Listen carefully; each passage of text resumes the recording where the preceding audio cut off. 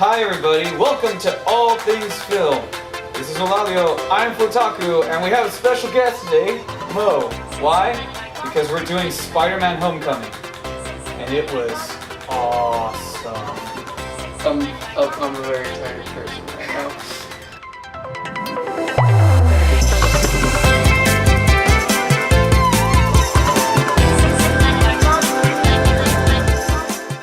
Yeah, we went to see the late showing of it. The first one was sold out. The next one was a good turnout.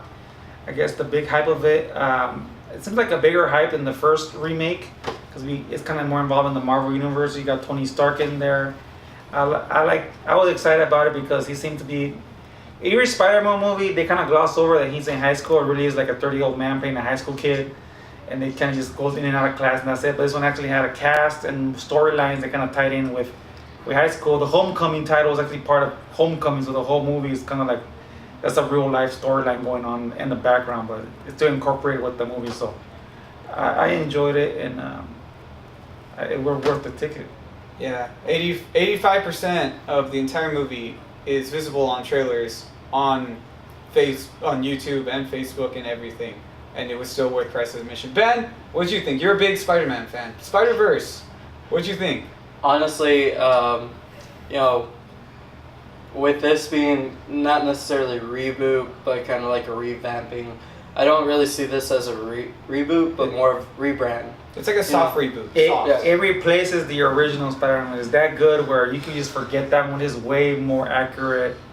Honestly, hands down, I believe this is a really creative take on the Spider-Verse. It is. And honestly, I'm really excited what they're going to do next with Spider-Man, without going into too much into spoilers. But when it comes down to it, overall, I'm probably going to see this thing about 20 more times. It's great. It's like Deadpool when it came out and you were kind of wondering, like, I wonder how this will do. And then you still go back and watch it several more times with friends because it was just that much fun. And I mean, I like how it took references between the previous incarnations of Spider-Man that have been done by Sony. And we're not going to say all of them were absolutely perfect. I prefer the Sam Raimi version. They did the new ones. Other people prefer the way that the Amazing Spider-Man was just done as a movie. And I mean, this one, it took those bits, took some good jabs even at the comics, let alone at those other movies, and it makes its own unique take on Spider-Man. I love it. It was realistic. Like I said, there's humor, all those sidekicks, all those side characters, his friend, the other sidekick. I like the transitions. They showed him running through yards. It kind of then transitioned to a scene from Ferris Bueller, Day Off. They had Star Wars toys they had to make, which is all real life high school stuff. They were the sidekick, the friend was kind of like freaking out, like any high school kid will say. One of the things he wants to do. Oh my God, you're Spider-Man. Yeah, can I be your guy in the chair with the computer screens and like I'll tell you where to go and stuff like that. Everything about him is absolutely 100% authentic, and he literally thought a way anybody would be if they were with Spider-Man. Yeah, hands down, if one of my friends said, "Hey, I'm Spider-Man," I'd be like, "Kid, I want to ask you like 1,000 questions," and that's what this character was all about. He was just all about the questions. Well, what does Mr. Stark let you do this? What about that? Where'd the spider come from? Well, is it dead now? Well, what happens if it bites me? It's just he's just a really fun character. He's lovable. He's never annoying to the point, and even when he does things that might seem that way, it just you trying to love him more. It makes him distinct. Oh my gosh, we have an actual well-rounded supporting cast in the Spider-Man movie that aren't just one note. It's great. Can we just talk about Aunt May? Aunt May. No, the movie she's just May. Not Aunt May. Just May. No, she's still Aunt May. But nobody calls her Aunt May. Just they call her Aunt May a few times. Nah, Peter even calls her May. You're over-exaggerating. Stop and she's like too hot for it. It feels uncomfortable. May is Bay. Like, May is Bay. Okay. Like, are they blood relative? Because if not, that'd be totally awkward for a teenager to have a hot, not related aunts. Here's the thing. Okay, they needed to make Aunt May hot for ratings, and honestly, it worked because honestly, if I was a screenwriter, I would want a hot Aunt May. that way, you can work in some jokes instead of an old person. Because old people jokes are overplayed. The best joke when he goes to the deli and the guy asks him, "How's your aunt?" And then he calls in Spanish. She's a real hot, older Italian lady. Then Peter asks him in Spanish, "How's your daughter doing?" I got the biggest laugh. Yeah. And he's taking Spanish class, debate class, and all the real classes, and there's drama, and it just feels, there's a lot of humor in it, and around Aunt May, and Tony Stark. People think like, oh, it's a buddy movie. He's not really taking over a lot of the plot, which is surprising. Right. But it got people in the movie theaters. It's a Iron Man and Spider-Man movie. So anybody who didn't watch the Sony ones before, maybe were kind of shied away from Sony Marvel movies, that brought them in, and they kind of saw a good movie. So yeah, it's cool. Though I mean, even with that humor and some awesome action sequences, there's nothing without tension and angst. And oh my god, like, I liked Amazing Spider-Man for tension. I liked the the Sam Raimi Spider-Man for like the angst, because you kind of had to balance out between Peter kind of working in how he's kind of cool as Spider-Man, but at the same time that kind of loser aspect. It was like we got a good mix between Tobey Maguire, but we didn't get something pathetic, and then we got something with Andrew Garfield, but we didn't get something that was too much like, I don't know, remind me of, I'm sure, I guess too perfect from the get-go. But the point is, it mixes them up well. And that's what I totally love about this incarnation of Spider-Man. It is brilliant. And everything is well paced. Comedy lands notes perfectly. The tension escalates so hard. If anything, thank goodness to whoever thought I already saw most of the movie online. Because damn, does this movie drop some very heavy escalating things. Oh my god, I gotta stop before I get too far. So when it comes down to, in my honest opinion, what Fotaku was talking about with the whole like, oh, it takes Andrew Garfield and Tobey Maguire. Honestly, I don't feel that way at all. I feel like this is a whole completely different character altogether. I feel like this is, again, better than the rest. It's like starting over because it's actually more accurate with the being, like I said, the comic book's always about a teenager getting superpowers. The other ones, I couldn't really buy into it. It felt like more like an older guy getting superpowers. It wasn't fit. So he would get picked on, like Peter, he'd call him Penis Parker. He'd actually get little stuff like that in the movie. I think the movie hit the second, I guess, part, or when he had a scene in the car with the Vulture character, and he pretty much gave him the speech like, if you mess with me, I'm gonna kill you and your family. That actually, when I saw Peter get real danger, like it was like a mob boss scene where Michael Keaton as the Vulture was great because you empathize from the beginning. Right away, you saw how he led to that life of crime against Tony Stark again or whatever. Pretty much they lost their job. That made him a bad guy. You sympathize with him, and you kind of see why he wants to protect what he's doing from Spider-Man. You kind of like, you're trying to see, you don't know if Spider-Man's gonna go after him or leave him alone because you actually feel he's in danger from this guy, which is a lot of superhero movies. He's like, oh, they'll just fight in an alley somewhere. There's no danger, but it actually felt like a real danger. He actually go after his family, like a mob guy, like a real criminal would. So. I feel like the danger was very real for Peter Parker, not just specifically Spider-Man, but hands down we do see a lot of character development within the film, not just with Peter Parker, but with all the characters in general. Also, Donald Glover, was amazing. I don't want to talk too much about his role, or how big or if little his role was. But he does his role well, and he was hilarious. And like I said, Spider-Man had his supporting characters, and they were developed. And even the Vulture had his supporting characters. He didn't just have Thug number 1 and Thug number 2. Yeah. So they had their own little stories going on, and they even had in and out was Iron Man and was it Mr. Happy? Happy. Yeah, just Happy. Yeah, he was in and out. He was fine. He was like the weakest part in the movie to me. It's that's because you haven't seen the movies before. Yeah, he's brilliant. He's had this thing that just continues on. He has his own little persona with it, and that's great. especially with some other returning things, but not to drop too much on spoilers because you definitely go out and watch this movie. There are some things that need to be taken into account. And something that is just there, I absolutely loved Vulture. That was just brilliant. I still, to this day, want to know what Sam Raimi's incarnation of that would have been without Sony's interference. But this version of Vulture is just by far a lot of fun. He is threatening. That design is sleek and stunning for this movie, and he makes for a great antagonist on like such a nice level, and how he works as a foil to Peter Parker in this. From an age aspect, from the way that both are affected between how they go about. And this is what's cool, because this is what sells this movie a lot for me in comparison to the other movies that have come around. I like a lovable bad guy. The last one they've had is Loki, but he's a troll. You have Kingpin, but Kingpin has this whole big setup to him that just makes him amazing. And I mean, the only other person I loved to hate was probably Ego from Guardians.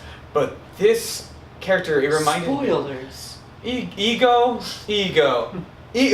What good character is named Ego? Anyway, this is great because it reminded me a lot of what we had from the Sam Raimi films, what we had as a more like three-dimensional bad guy. I want to say closer to Doc Ock, and even at the last moment, they still make a big middle finger back at those other movies on their villain development, and that's what's great about it.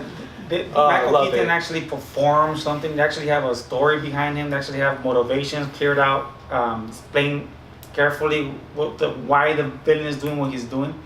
He's just not like a goofy guy in a suit fighting Spider-Man in CGI. You know, you actually feel connected to him, and kind of like going back to again when he says, all the character development to the speech where he's like, kill you and everybody. You know, you already invested in all that. So he didn't feel like the threat, like a global threat. He could destroy the world, because he didn't say he wanted to stay low key, but he felt more of an imminent threat. He could actually be more intimate in what he could do to you. Actually, Spider-Man and his actual friends, not like take over the world, which wasn't what he was trying to do. But it still made him important, incredible in the movie. But he wasn't a taking over the world criminal. He was more like neighborhood criminal. But it still was sense of danger because it was attacking Spider-Man. Not the world, but Spider-Man's world, his personal circle. One big thing I do want to talk about is the fact that how Vulture got his weapons and how they're doing this. Instead of it being just Oscorp being behind everything, like in every Spider-Man movie ever, it's the weapons from the Chitauri, the weapons from Ultron, the weapons from the Sokovia Accords. It's just every little thing is just coming together, and people are making these black market weapons from these alien devices and the Stark Enterprise weaponry. So it's just like this really cool, like thugs are using like gravity guns and crap like that, and it's just like a lot of fun. Because like I was telling him, Spider-Man had a goofy sidekick, and then the Vulture had a goofy sidekick, and both of their sidekicks do the tech stuff for them. I'm not sure about too goofy. I mean, he had one-liners, but yeah, they're comic relief, which is they had similarities. There's a scene where the Vulture explains what he does to Parker. He goes, "I want you to understand what I'm doing." He goes, "You can't sell weapons to people, that's bad." He goes, "How do you think Stark got his tower? Because Stark in the weapons business." So that's kind of his way of saying, they just want us to build their roads and fight their wars, but they don't care about us, which kind of makes you relate, because in that part of the movie, Stark kind of threw Spider-Man away. So it's you're kind of like in the balance where's he gonna go with? Is he gonna, decide is he gonna understand what the Vulture is saying, or is he just gonna do what he thinks is good? A lot of good, I guess. I don't know, exposition, well, not exposition, I think it's the wrong word, but a lot of good dialogue that actually explains every character's well developed, and they explain themselves well. There is a few scenes where Spider-Man couldn't web anywhere, so he would literally just have to run, and it was just these wide shots of him just running across the field. And he had to steal Flash's car, so he had to Spider-Man actually driving a car. Spoilers! Okay, you can Spoilers! I think that one's okay, yeah. oh shit, he drove a car, movie ruined. No. I didn't thought Honestly, that made the movie for me. It's just like, why the hell is he driving a car? The spider car is the scene. The next season have a spider car. I mean, normally I would like to go back and I would like to just double check to be sure hype's not getting the best of me. So it would be kind of the scenario where I'd say, what would I want to change, or what was something in particular that I didn't necessarily like from it?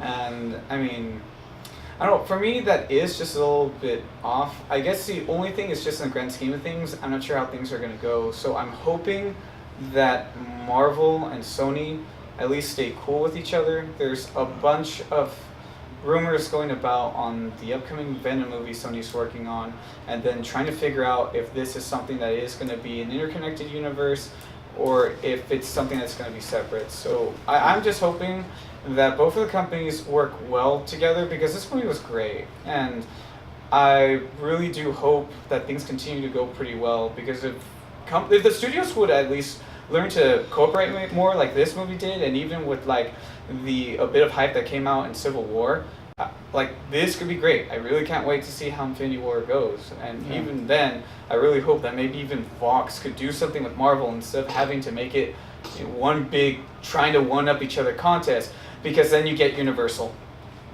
You get Universal. Anyway, that's what I think. I mean, what do you think, Ben? Was there anything that you feel could have been improved upon, or that you hope? Honestly, I feel like this movie hit a lot of my nerd buttons, and it hit in the right spots.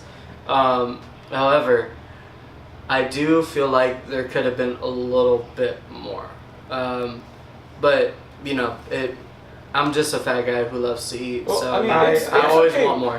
What's the part that you would want more? It's okay. Like, say, what was one thing? Okay, you so enjoyed? one thing I would want more is more development during a certain character that I'm not gonna get too much into without getting into spoiler territories, but you viewer, faithful viewer, will know what I'm talking about when you see that character and find out what that character is, and it's just like I just want more, please, just yes, all of the things between these two characters.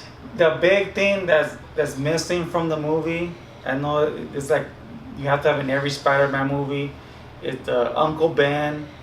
The whole, with great power comes great responsibility and no Spidey sense. Well, shit just falls on him. There's no fucking Spidey sense in the movie. Mean, with all and there's no big moment where I get to choose to be a superhero. Well, they nodded at There's only one part. I didn't read the comic book. There's a comic book I saw where Spider-Man's being squished or he's trapped and he has to like get the strength to free himself. So that's kind of a callback to that. I don't know what comic book that is, but yeah, they're missing the whole big part.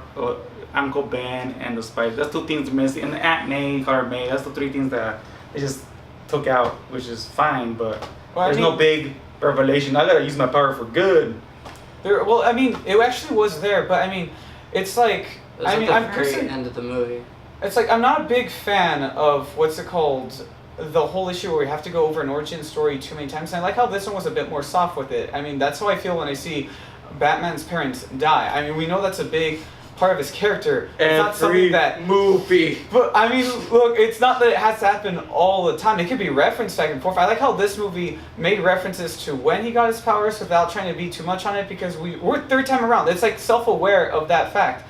And the only thing here is that we didn't need to have a big speech like, with great power, what's it called, comes great responsibility, or just if you're able to do something, you have a moral obligation to do those things or so. I like how here, everything was shown, it wasn't told. And the biggest arc of Spider-Man is guilt. Everywhere Spider-Man goes, for when he does any amount of good, he has to deal with this the after effects. Was a little bit different, where he was trying to prove himself. So first he had the power, he kept trying to beat the Avengers and trying to help out, and eventually it happened where he just kept trying to help out with nobody there to have his back, and he eventually just pushed himself and eventually came through even though nobody believed in him. So it's a different kind of motivation, not where it's guilt and like I gotta do Uncle Ben and I feel bad. Now it's like, why does nobody believe in him? Why can't I join the Avengers, and why can't they give me more stuff to do? I'm just here rescuing bikes and helping old ladies they get lost. Ultimately, if anything, this doesn't remind me of really particularly any comic arc. but it reminds me of a specific Spider-Man cartoon, and it was more of the recent ones. I believe it's the Ultimate Spider-Man that was on Disney XD, which is great, still great. Yeah. Essentially, the whole premise of that story is of Spider-Man trying to become one of the Avengers, and him teaming up with other superheroes. And like I could feel like if that's the route that it went, this particular Spider-Man arc, I would be a happy person. But hands down, I don't mind that we didn't get the Uncle Ben death. Especially because my name is Ben, and I'm tired of, hey Ben, you died. Yes, I know, and I'm an uncle too. So I'm just like, I'm glad that my kids. Are you gonna say that speech to say your death? Yes, Are you gonna say it? I tell my nephew all the time, with great power comes great responsibility. And Can he's we like, film that and then I'm gonna pretend to shoot you in front of him? Oh my god. He's Do that. one. Open, He's like- open.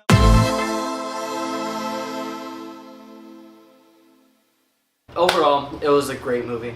The best Spider-Man movie ever, I think. I don't know what you guys think. I don't know you rank them. I would rank them I up at agree. the first best one. I give this one a 4 out of 5. I can go back, rewatch it. It's great. It's not Wolverine. That one's a 5 out of 5, and it's not my favorite necessarily. That's always gonna be Wait, Which Wolverine? Which Logan. Wolverine? Because, yeah. Logan, Thank to be you. specific. Origins and the Wolverine were garbage. 4 out of 5. My favorite is still the Sam Raimi Spider-Man 2, but this movie, hands down, is my second best favorite. This is my It favorite great. one. I give it best out of best. I get a 20 out of 5. I give it 5 hot Aunt Mays. It's a lot of hot animes. May is big. I give it 20 Tony Starks. Which would you rather have? I would rather have Tony Stark. Like, He has money. Or yeah, he has money, he has suits, Takes care of you. he has but suits and suits, alcoholism. alcoholism. So he parties. Yo, honestly, I would want Tony Stark to be my adopted father. Aunt May has a house. That's all I need. Fine then. Her own house, If we're no really going job. over who is the sexiest person in this movie, I give it 20 reinstated contract cameos out of 5. Oh, let's wrap this up. Thank you again for watching, and hope you all have a great one. We will see you next time. Bye. Question for you guys. Yeah. We'll put this at the end. Do you think we'll see my favorite superhero, the Phone Ranger? The Phone Ranger. He came right after the invasion in the comics version, right after the Shatari came, and he turned his phone job, where he was repairing cell phones, with some tech he found, and became the Phone Ranger. And then he gets shot in the head later by... What are his powers? Like alien devices, but with phones? No, he, So, like, he there was was- just a really smart guy. That kind of. Yeah, he didn't have any powers. Yeah, It he was was This just what just kind of one. happened here, where Vulture was just contracting. His buddy was messing around with the, Right, with right. the technology. But Because he no- did it for good. but- But he does. Yeah, well, no normal person would not do that. But however, like what I would say is probably maybe because Marvel has been really into, spotlighting a lot of background characters. Very He- obscure characters too, like the Leaper that they haven't shown again, Yeah. which We'll is see. like forever ago now. All right, sorry I had to go on that tangent because he deserves his own movie. I'm just The phone, make it yourself, Oh. you're a filmmaker. Even so, it could be that they were just nodding to him in the way that they pretty much took the weapons constructed. makes They sense. probably took that art and just made it into the Spider-Man way.